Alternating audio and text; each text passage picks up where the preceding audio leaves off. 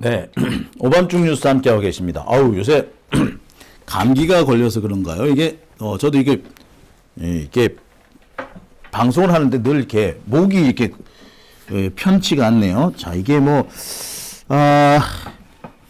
이게 갑자기 준비를 해서 그런가요? 이게 선이 막 꼬이고 난리도 아니야. 네, 선이 잠시 꼬였습니다. 여러분 이해해 주시기 바랍니다. 마이크가 내란을 일으키더니 요새는 또 각종 케이블이 지금 제 방송을 열심히 방해를 하고 있네요. 자, 네. 첫 번째 주제 시작합니다. 첫 번째 주제는 오늘 열린 재판 소식인데요.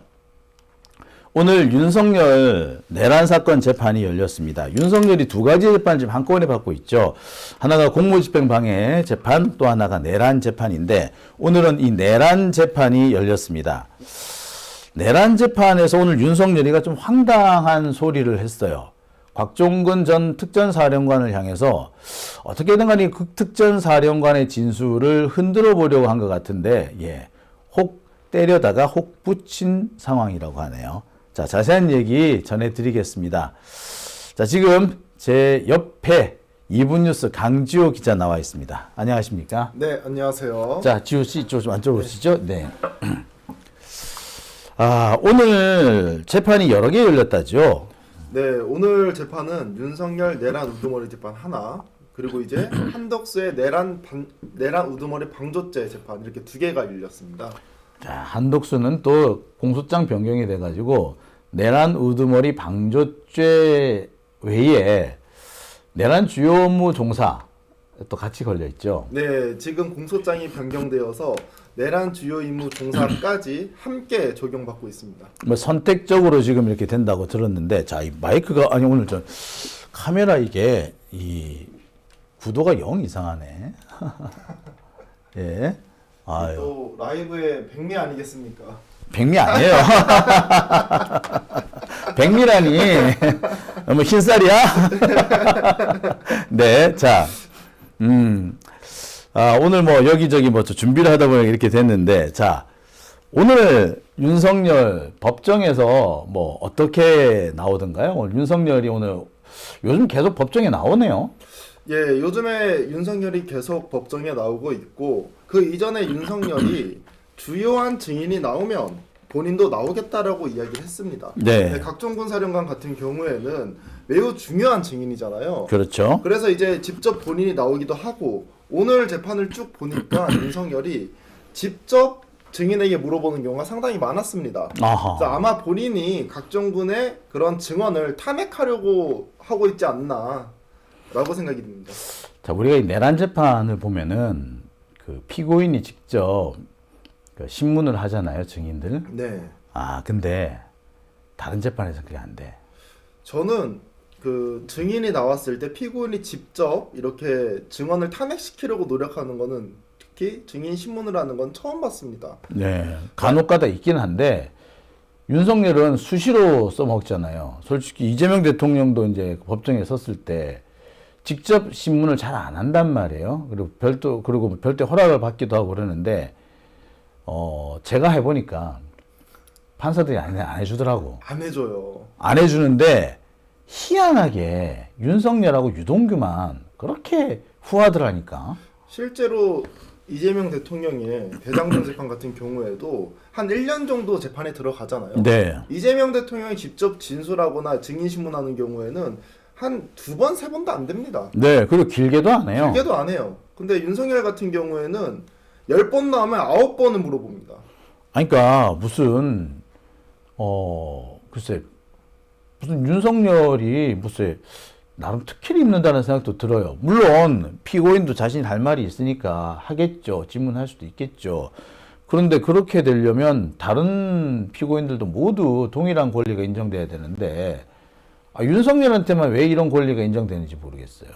이거는 아마 직위원 재판부라서 그런 것 같습니다. 직위원 때문에 그렇다. 직위원 재판부기 때문에. 직위원이라서 그렇다. 직위원이라서 그렇다. 왜 그러냐면 변호인보다 피고인이 말을 많이 하는 경우는 없거든요. 네. 근데 윤석열 같은 경우에는 변호인보다 본인이 더 많이 해요.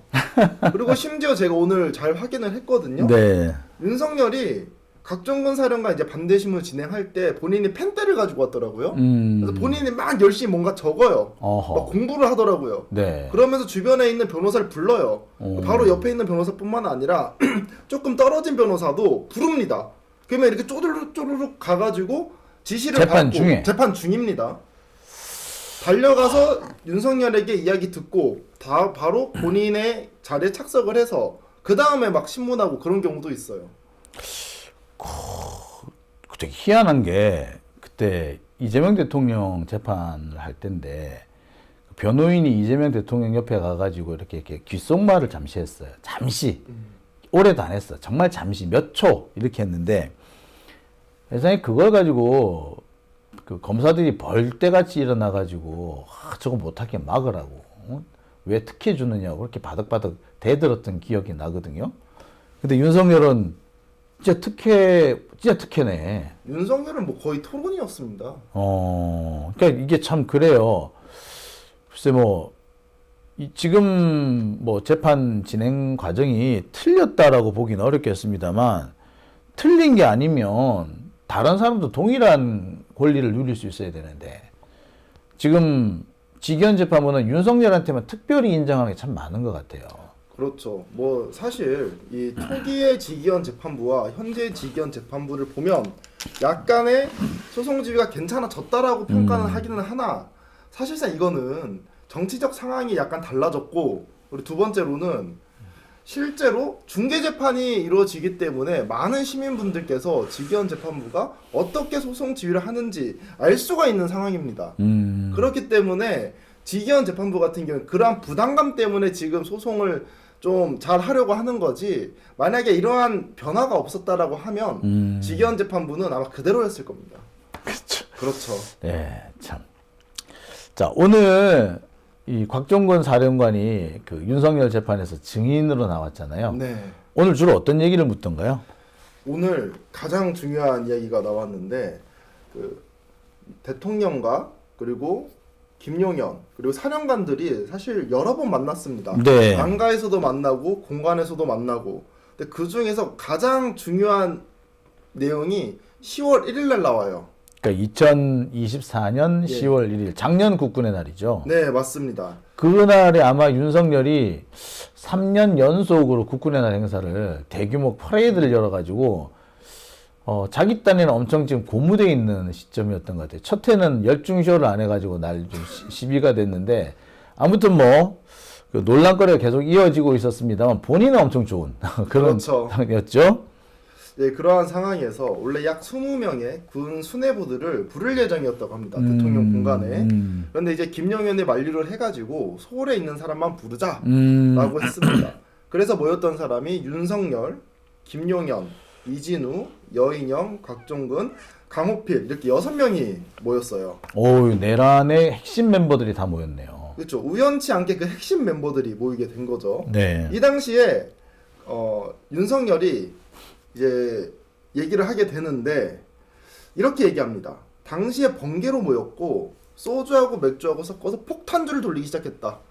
윤석열이 흔히 하는 짓이지. 예. 그렇죠. 그리고 대통령 관저에서 윤석열이 직접 계란말이를 하고 베이컨을 조리해서 그걸 안주로 먹었다. 그리고 안주가 떨어지면 냉장고에서 안주도 가지고 왔다.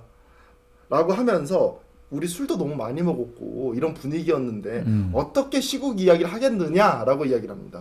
술 먹었기 때문에 시국 얘기하기 어렵다. 그렇죠. 술 먹었으니까 했지. 그렇죠. 사실 우리 친구들과 술 마시면서 정치 이야기 많이 하잖아요. 그러니까 특히 남자들 갑자기 뜬금없이 정치 얘기 넘어가가지고 막 핏대 올리고 싸움하고 막 그러잖아요. 근데 아니 윤석열 같은 경우는 다 거기 이제 정치하는 사람들 아니야. 그렇죠. 그런데 정치 얘기를 안 했다고 술을 많이 마셔서 글쎄 이해가 안 가네요. 폭탄주를 수십 잔 마셨다고 합니다. 그 폭탄을 마시면서 정치 얘기를 안 했다고 딱 좋은데. 사실상 저도 이제 30대가 되니까 술 먹으면 정치 이야기를 하더라고요. 그러니까 그렇게 된다니까. 근데 이제 대통령과 장관들, 사령관들 있는데 안 했다라는 말이 안 되는 거죠. 사실 말이 안 되는 그렇죠. 거죠. 예. 근데 이러한 주장을 왜 하느냐? 그 이전에 각종군 사령관이 10월 1일 날 윤석열이 뭐 비상 대권이라든지 아니면 뭐 비상계엄과 관련된 이야기를 했다라고 진술을 한 적이 있습니다. 어허. 그래서 이러한 내용을 탄핵하기 위해서 윤석열이 시국 이야기를 하게 된 건데 이러한 이야기를 곽종근 사령관이 듣자 화가 딱 났나 봅니다. 예, 보니까 곽종건 사령관이 얼굴 표정이 싹 바뀌더라고. 표정이 굳었어요. 그러니까 당시 윤석열이가 곽종건 사령관 말을 가지고 계속 간족됐어요. 뭐 당시 그럴 상황이 아니었는데 왜 그런 얘기를 하느냐는 등 어떻게든 간에 이 곽종건 사령관의 진술을 스스로 상반된 진술을 하게끔 유도하는 그런 게 역력히 보였습니다. 그렇죠. 그러한 상황에서 곽종근 사령관이 매우 중요한 증언을 하게 되는데요. 네. 한동훈 이야기는 분명히 했지만 차마 그 말씀을 안 드리려고 했다. 어허. 원래 오늘 얘기했던 진술은 검찰에서 얘기를 하지 않았고요. 네. 국회에서도 이야기를 하지 않았습니다. 근데 오늘 처음 단독으로 이야기를 한 거예요. 네. 한동훈하고 일부 정치인을 호명하면서 당신이 앞에서 잡아오라고 했습니다. 당신이 총으로 쏴서라도 죽이겠다고 하셨습니다. 라고 이야기합니다. 여기서 말하는 당신이라는 건 윤석열을 말하는 이 거죠. 당신은 윤석열을 얘기하는 겁니다. 윤석열이가 한동훈이랑 잡아와라, 이재명도 잡아와라, 뭐 그랬겠지. 그럼 내가 확 총으로 다 쏴, 죽여버린다고 이랬던 거 아니야. 네, 맞습니다. 근데 그거를 왜 기억 못할 수가 없는데요? 이게 원래 곽종근 사령관이 어디까지만 이야기했냐면 10월 1일 날 당시에 한동훈과 일부 정치인을 이야기했다만 이야기했어요. 얘기했다. 죽인다는 얘기는 난 안 했다. 원래 잡아와라. 총으로 쏴 죽여라. 이 얘기는 곽종근 사령관이 원래 말을 안 했습니다. 이 진술이 왜 못하냐면 곽종근 사령관에게도 결코 좋은 증언이 아니에요. 그렇죠. 본인도 거기에 포함되어 있었던 사람이니까 가해자에 포함되죠. 포함이 되잖아요. 근데 윤석열이 계속 말도 안 되는 얘기를 하니까 오늘 제가 억지로 쓰더라고. 곽종근 사령관이 사실은 굳은 결심을 하고 이야기를 한 겁니다. 네. 참, 그래 뭐 대대적으로 폭로를 한 겁니다. 그러면서 한동훈 총으로 쏴서라도 죽이겠다라고 윤석열이 말하더라. 그렇죠. 네, 이렇게 되게 한 거 아니에요. 와 대단하다. 야 윤석열은 진짜 그러면은 그 수십 년 동안 자신이 윤석열한테 충성을 했던 게 한동훈이었는데 그 단박에 쳐버리네. 그렇죠. 당시에 약간 사이가 좋지 않다라고 해가지고 윤석열은 그동안 함께 지내왔었던 이 한동훈을 바로 쳐낸 거죠. 심지어 죽이라고 지시를 한 거죠. 자 여기에 이렇게 곽종원 사령관이 이렇게 증언을 내놓으니까 윤석열 쪽 변호인들은 난리가 났을 것 같아요. 예, 우선 윤석열 측 변호인도 난리가 났고 전 여기서 주목한 게 뭐였냐면 네. 윤석열의 얼굴이 상기가 돼 있더라고요. 그러면서 얼굴이 빨개지고 입꼬리가 확 내려갔습니다. 아무래도 본인이 오늘 나름대로 준비를 해가지고 곽종근 사령관의 증언을 탄핵하려고 시도를 했는데 완전 본인이 물리게 된 거잖아요. 네. 그래서 아마 충격을 받았던 것 같습니다. 그래서 표정이 썩었었구나. 완전 썩었었죠. 아직 중계가 안 나왔었죠. 거기까지는. 네. 그래서 우리 시청자분들도 중계 재판이 거기까지 공개가 되면 한번 보시면 아마 윤석열의 얼굴을 완벽하게 파악할 수 있을 겁니다. 윤석열이 얼굴이 썩었더라고. 완전 썩었어요. 얼굴이 빨개진 거는 처음 봤었던 것 같습니다. 열이 많이 받았나 보네. 그렇죠. 예. 사실 근데 정치 검사들이 이렇게 증언 조작, 진술 조작 많이 하고 자기한테 불리한 증언이 나오면은 그러니까 이렇게 윽박 지르듯이 많이 해요. 그래서 아마 이번에도 사실상 윤석열이 곽종원 사령관을 윽박 지르듯이 한 정치적으로 부담 가게끔 만들려고 했던 것 같은데 현실적으로 실패하고 말았네요. 네, 맞습니다. 그리고 이 증언이 왜 중요하냐면 사실은 체포조라든지 막 쏴 죽여라 뭐 이런 이야기들은 언제 나왔냐면 12월 3일 계엄 당일날 그 이후에 나왔어요. 그죠? 실제로 이야기가 됐었던 내용은. 근데 처음으로 10월 1일 계엄이 일어나기 2달 전에 이미 윤석열은 정치인들을 잡아오라고 직접 지시를 했었고 그다음에 심지어는 총으로 쏴 죽이라고 지금 이야기를 하게 된 겁니다. 총으로 쏴 죽이라. 야, 섬뜩하네요. 그렇죠. 섬뜩해요. 이런 짓을 할 수 있다는 게 진짜 사뭇 놀랐습니다. 일단 물론 참 글쎄 참 뭐 5만 가지 생각이 다 드는데 그렇죠. 야.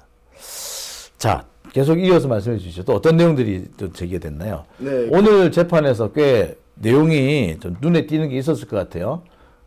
네, 그 중에서 이제 윤석열이 이제 개엄 당일날 각종군 사령관과 두 번의 전화를 하게 되는데 네. 00시 31분에 이러한 이야기를 합니다.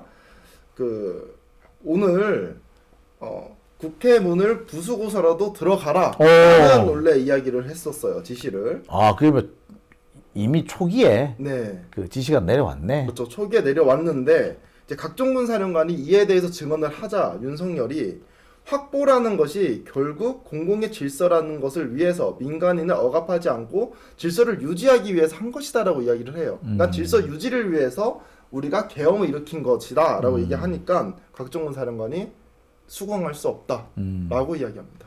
아니, 평온했었는데 무슨 저기 그 일상을 지키기 위해서 아이고 무슨 개소리야.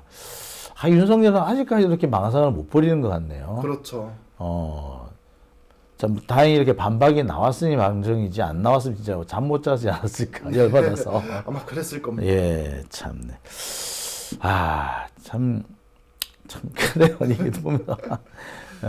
또 심지어는 이제 11월 9일 날 윤석열이 뭐라고 얘기하느냐. 이 당시에 이제 김용현이 한마디씩 하세요라고 해서 뭐 여인영, 이진우 각종 분이 본인의 임무에 대해서 이 복명복창을 한 적이 있습니다. 기억나시죠? 예. 이 당시에 이 각종군 사령 같은 경우에는 복명복창 임무에 대해서 이야기를 했다라고 얘기하는데 윤석열 측은 그런 걸 하지 않았다라고 지금 주장을 하고 있거든요. 임무를 무슨 임무 부여도 안 받았는데 임무 복창을 하냐 말이 안 된다라고 이야기를 하면서 윤석열이 이런 얘기를 합니다. 저는 술을 먹더라도 어디 가서 제가 제 정신을 놓은 적이 한 번도 없습니다. 왜 없어? 많이 봤는데.